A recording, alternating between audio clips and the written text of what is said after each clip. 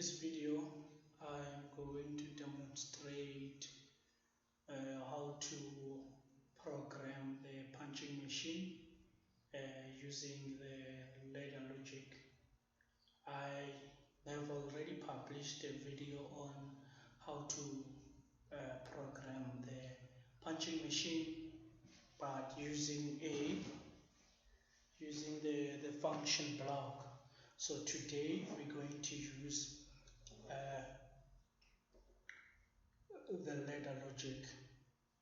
Okay, so now just a quick reminder, this is the punching machine, and here are my inputs there: I3, I4, I1 and I2.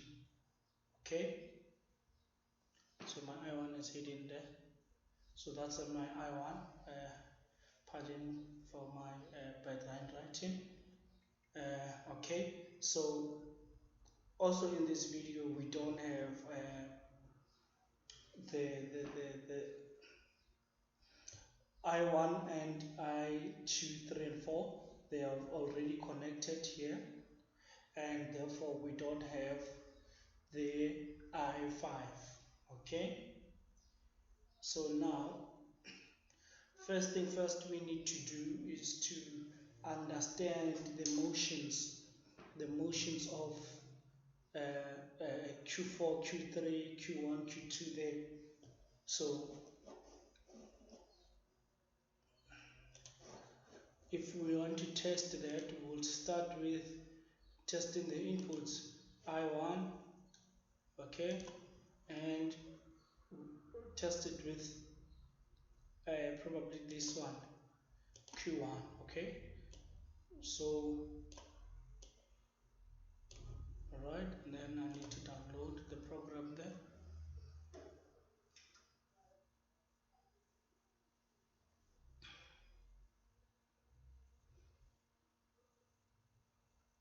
Okay, it is downloading.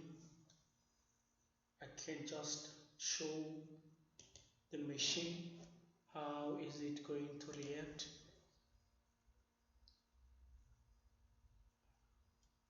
My PC, it's a bit slow to respond. Apologies for that. Alright, so by the look of things there, I1 is, it says I1 is blue, but let's go look at I1 there. I1 here, I1 is pressed, so now, so it means the state of I1 can be that it is anomaly closed. But before we check that, because of it is in the same line or in the same axis, serving the similar purpose, they are called limit switches.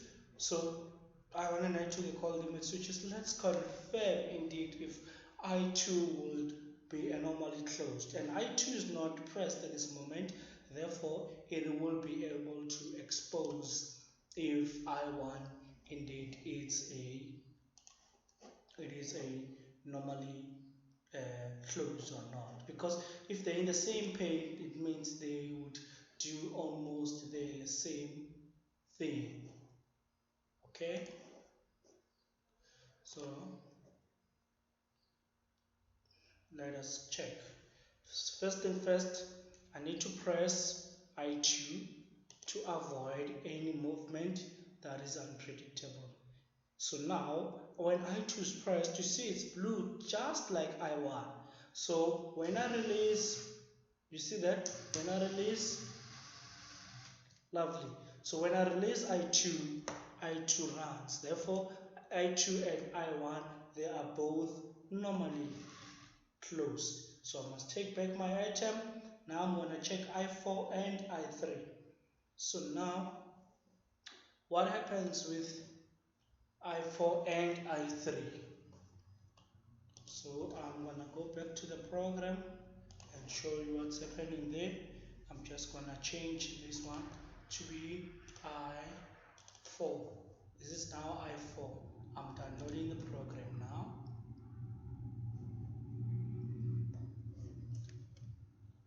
So the program is going through. Alright, so I need to display the machine. I4. Let me just put the item at I4 to avoid any surprises. So the machine is at I4. Let's check the reaction of the machine. If the machine is constantly blue, if the input is blue after I placed it on online mode and monitor, it's still blue, so it means this is a input normally closed. Let me remove it just to prove that point. You see now the machine runs when I remove move my item from I4. My machine runs. As you can see there, it's turning red. Okay, so now I4 is a normally closed, and we prove that by when we move I4 from there, the machine runs. When it gets to I4, it eventually stops running. So this means that our I4 is a normally closed, and that also means that our I3 is also normally closed. With this, we have also learned that I4 it's normally closed, and Q1 is a forward motion, and that translates that Q2 is the backward motion. So now I need to test if either Q3 or Q4, which one is the upward motion and which one is the downward motion. Okay, so now I have the Q4. I'll leave it with I4 for now. It's not a must to, they don't go in pairs. I1 doesn't mean Q1. No, it doesn't go like that. It's just input 1 and output 1. Output is output. Anything in the circuit can start the output. So they are not a pair. Please keep that in mind. They are not a pair. So now the other step is I need to identify the direction of my Q3 or Q4. Is it Q4? Yes. So I'm just going to remove my input there. It goes down. You see that? So it simply means that my Q4 is my downward motion. So after you have identified all these inputs and outputs, you need to scribble them down nicely so that you can keep trace of them, and you can also even label on the machine to indicate for safety purposes. It is very vital to keep that in check. So now we want to start to program the machine. How is it gonna, how are we going to start programming the machine? We'll say the machine must start running after we pressed I5. Okay, so that I'm just gonna leave it there, and I'm gonna put I5 here. So after I5 is being pressed, the machine needs to start running. I5 it's not wired in the machine, it's only wired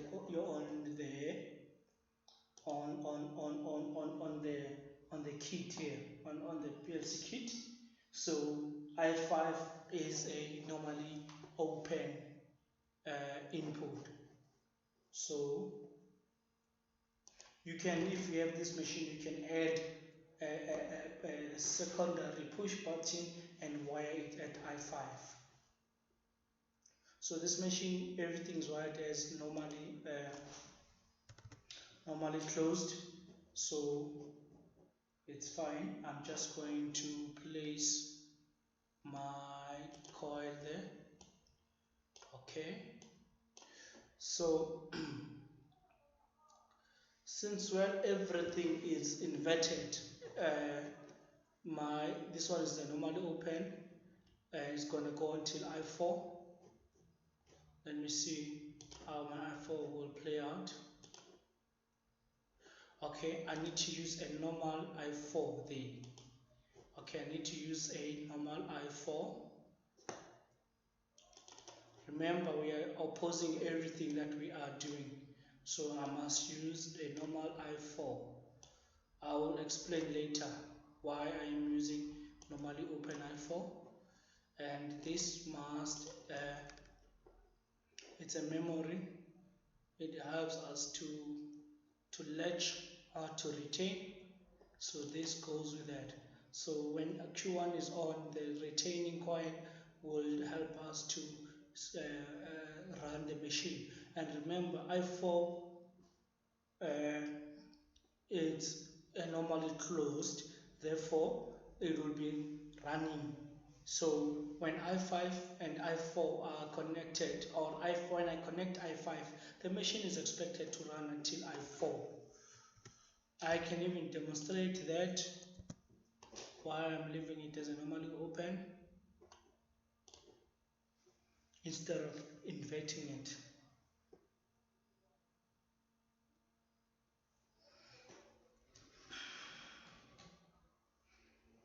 Okay, so now put my machine on. Alright, and okay, let's observe I4 first. See, I4 is connected there. I4 has energy in it. So the moment I4 is pressed, you see, when I4 is pressed, it switch off there. So now that's why I'm leaving it unattended like that, and therefore it means that when I press my I5 only once, I5, the system runs until I4, but it can't reach to I4 because of my what you call this, my puncher slightly went down, so it's disturbing there. So but you can see now I4 is reached, so it is stopped at I4. Q1 stopped at I4, which is good. So now I4 as a break must start a process. Let me close that. I4 as a break must start a certain process. So this one I'll leave it like that. We want Q4 there.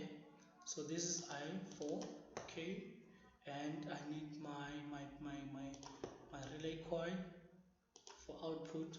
I want input 4, I mean. So now this is partially done. I'm gonna put a normal make there as my I2 on the machine. So let me show you. Okay, this is I2. This is I2 there. And then so I4 will call Q4 to go down. So I was not aware that I'm displaying the machine. Let me show you what I've done there. So I4 will, together with I2, will be able to call Q4, the downward motion, and the downward motion will go until it gets stopped by I2 there, and this is for retaining. So to make our life easy, let's connect now, and then after that press escape. I need you to type there forward motor FR, okay, caps lock preferably, FR motor, right? So okay, and then here it's a downward dn more 2, right? So this one is a downward. So this one is a start. You can just so whenever we are programming real machinery, we don't really necessarily need to also change the simulation mode of these items to be either momentary, push button or brake or whatsoever. We don't need to change those settings. So now this, where's the location of I4? Basically, I4 is at point B. Okay, this one is not it's not that important. This one I can just say I2 down. I can say down sensor, down. This is down sensor, down sensor, punch of the punch. Okay, maybe labeling might help me. Okay, these ones they don't matter. I just want to. Okay, I have a feeling that my system is stuck. Okay, perfect. Okay, I can move it nicely on the side. So this one at 4 is for the forward sensor. I don't need to label it. So when it gets to I2, it must do what? Switch off, isn't it? It must switch off the downward motion and activate the upward motion. Let's put the upward motion right there, okay? And put the make contact and make it a memory contact. So it's going to be Q2. No, not Q2. It must be Q3. It must be created through Q3. See there. Press escape once so that you can be able to make amendments. Q3. Go down, look for Q3. Q3 indeed is there. And I need to wire. Now it's going up,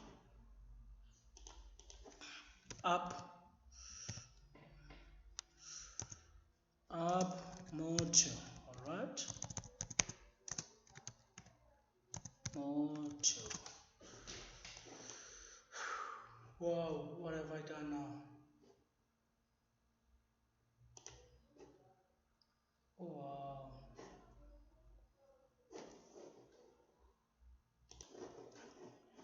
I made a mistake, but now it's sorted.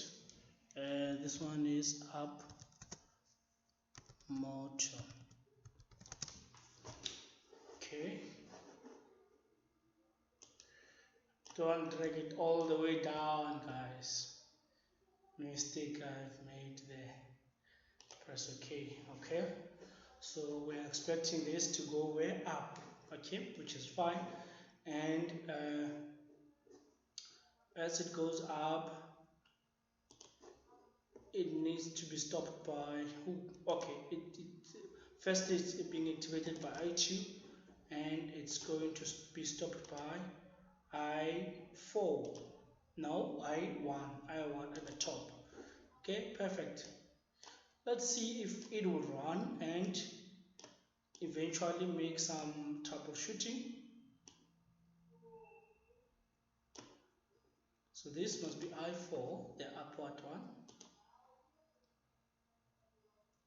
Up sensor. Before we can make the up sensor, can't we maybe apply this for now? Do I have apply?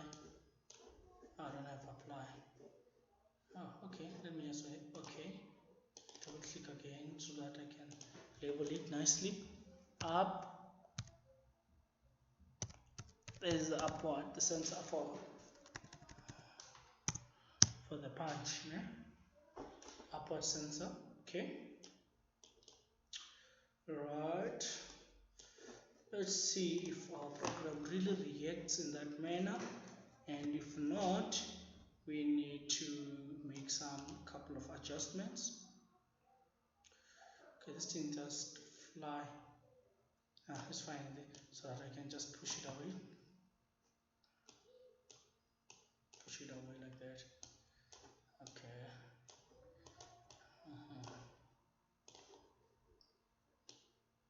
Perfect.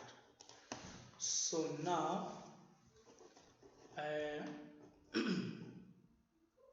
let's download and observe.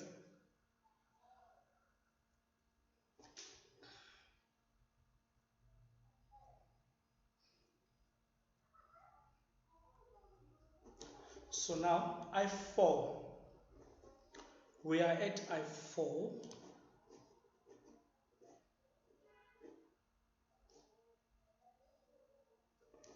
I want I4 to expose itself. I'm just gonna place my workpiece at I4. So now observe there. Observe there. Okay.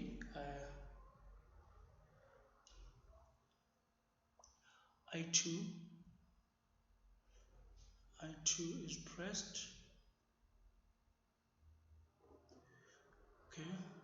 This one calls for the downward motor. Downward. Okay. Which is 5. Oh, the upward motor is not going to be stopped by. It's going to be stopped by I1. That is a huge mistake. I'm stopping the upward motor right there. I'm making a huge mistake. Let me just take my comment here. Hopefully it will allow me to take it. Okay, and put I4 here. I1, I mean. That was going to be a huge mistake. A big mistake. Okay, so this is I1. I1 at the top. Okay, fine. Perfect. So now I need to download this program. Okay, while it makes mistakes. So this is I1. Okay, let me remove that. This is my I1 and this is my I2. So we at I4, that is constantly calling Q4 to go down, and then when it reaches I2 it must go up. Let's observe if indeed that will happen. So as you see there, the PLC is downloading. Lovely. So now the PLC has finished downloading. Let me put it on the online. So now let's see now. Look at this. Look at this. Lovely. This is what I wanted. Q down and Q up. They're both simultaneously on. What does that mean? It means that I4 is constantly calling down Q4, and I2 now is constantly calling Q3 to go up. So now they happen simultaneously. Look at the program. They are both connected. So we need to put a temporal signal here at I4 to stop this thing of constantly calling down Q down, meaning Q4. So then let's make that amendment, because I4 is calling the downward motor constantly, non-stop, so it's not cool. So to prevent that, we're gonna go down here. So I need to put a and with an edge. Look at this, and with an edge, and I need to put my I4 there. Okay. Just getting the habit of closing all stuff that you don't use so that you can navigate very quickly. So this is I4. Look at that. So I4 is normally closed. You need to make sure you represent your normally closed properly. So this is not the one I want. This I need this, the break, and I must put it as I4. Relax. So you see I've placed something there. Delete it. I hope that I delete it in a right way. So now I4 comes there now. There's no magic. I4 comes there now. Look at this. So I4 goes through the end edge, and the end edge is going to replace the I4 there. But the end edge doesn't necessarily need to be a break. It has now changed its signal to be a make. It is very important to understand the type of signal you are receiving from your machinery. So all these inputs, they are normally closed except the one that we start with in the machine, which is I5. That's the only one that is normally open. That's why you see us doing the inverts non-stop here. If you might have seen the video on the on the function block, you would see that we inverted everything. We inverted everything. So now let's test the program and see how is it gonna react. Are we still going to find I4 constantly calling down this thing? I4 constantly calling down the Q4. So that's what we are trying to prevent and avoid and move in our way. So now this actually I would just display it physically on the machine so that you can see the machine going up. So I'm starting my process. Watch and learn. Look at this. The machine must go up. The machine went up successfully. At this moment, at this point, this is where I4 needs to trigger. I1 needs to trigger the backward motion. So let's see. The backward motion is Q2. Start with it to make your life easily. Q2. That's Q2 there. Place Q2 there. Perfect. And just move it on the side. Okay. Q2 going back. So you can start now labeling. We are going where? Back. Back motor.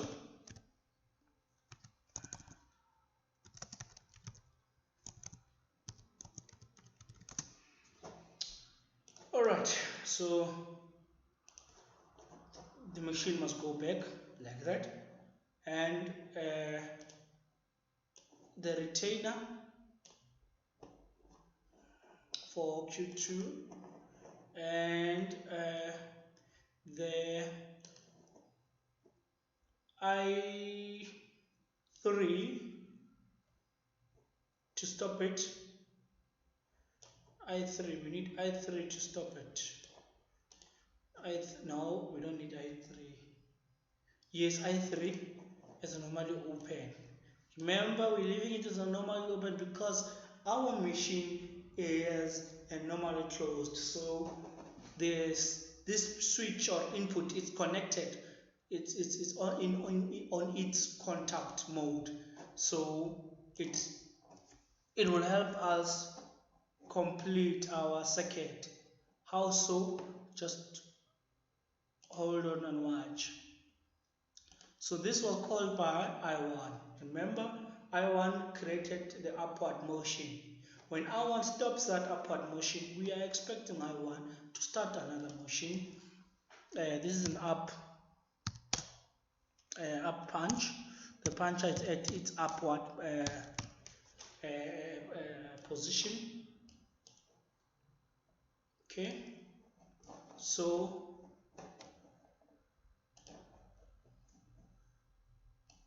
connect there, connect there, connect there, connect there, and there.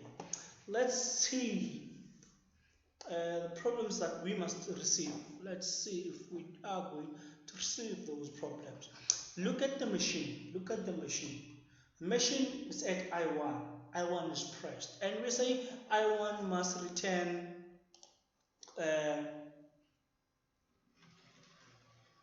the product, the punched product. Ne? Okay? Watch and learn. Watch and learn. Watch and learn. Watch and learn. Let's remove the part. Before we place the part, let's remove the part and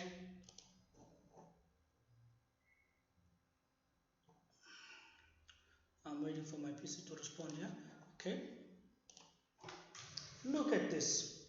I1 is making Q1, Q2 to be active.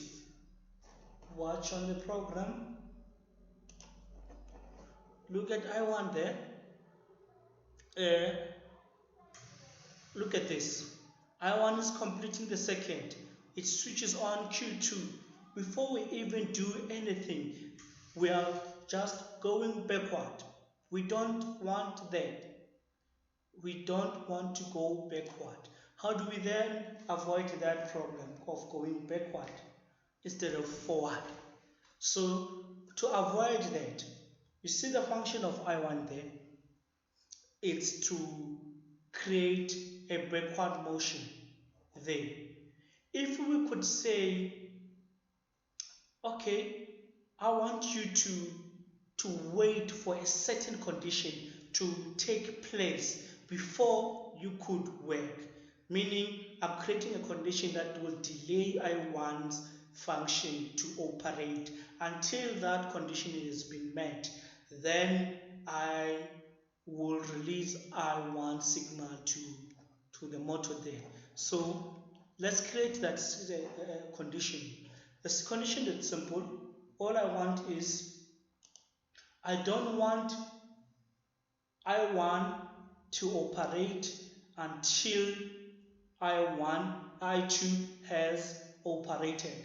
Therefore, when I2 is active, I want it to create a signal that will retain until and wait for I1 to be pressed the second time. I had given that process a name. I call it a preliminary lecture. How so? I2. Look at I2. I'll use it with a break. I2. Okay. When I2 is active, when I2 is active, I'm expecting a latching relay to withhold a signal. You see there? I'm expecting a latching relay to withhold a signal. Only when I2 is active, that signal will be pressed, will be active. Meaning when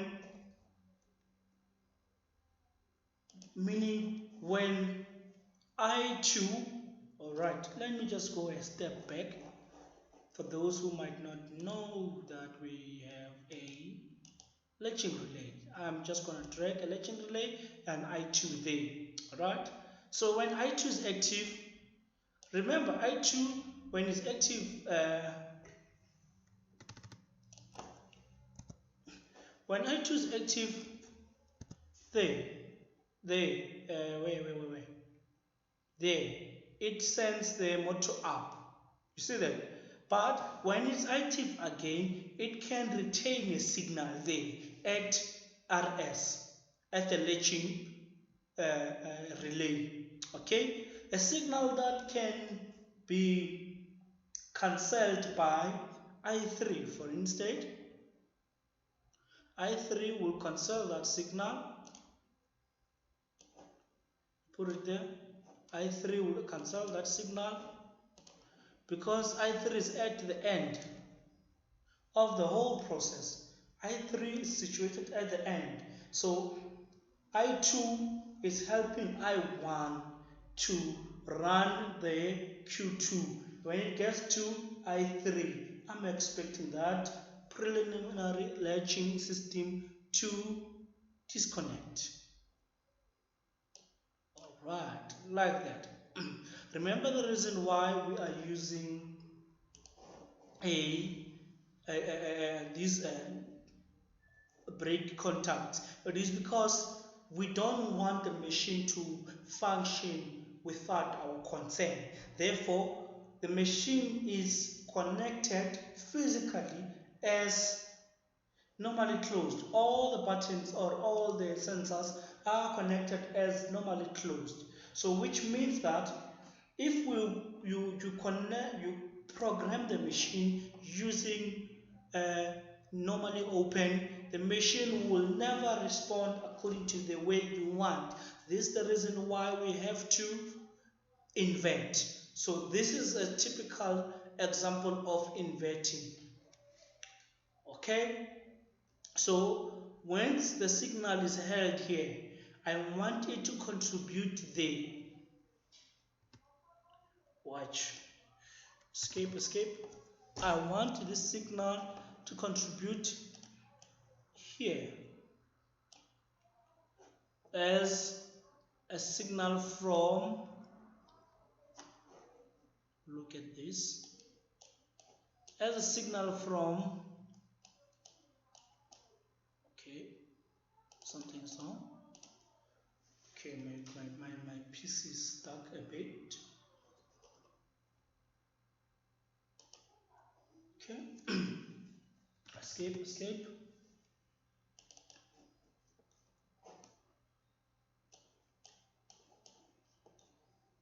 From the latching, see that? The signal from the latching relay. Alright, click OK. So now, in simple terms, I1 is pressed. You see that?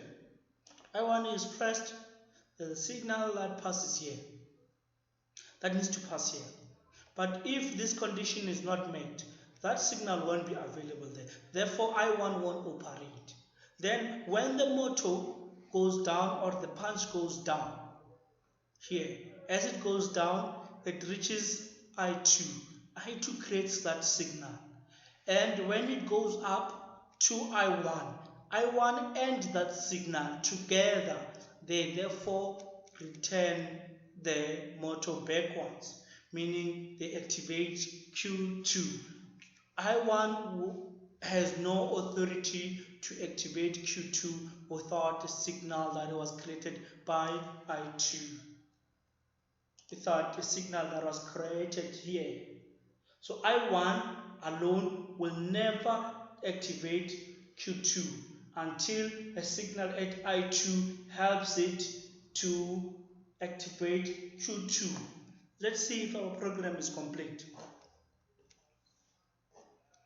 I'm going to download it now.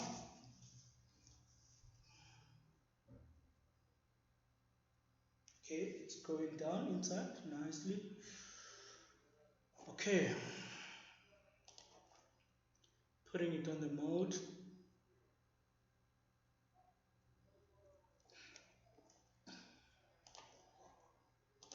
Alright, I'm just gonna remove this.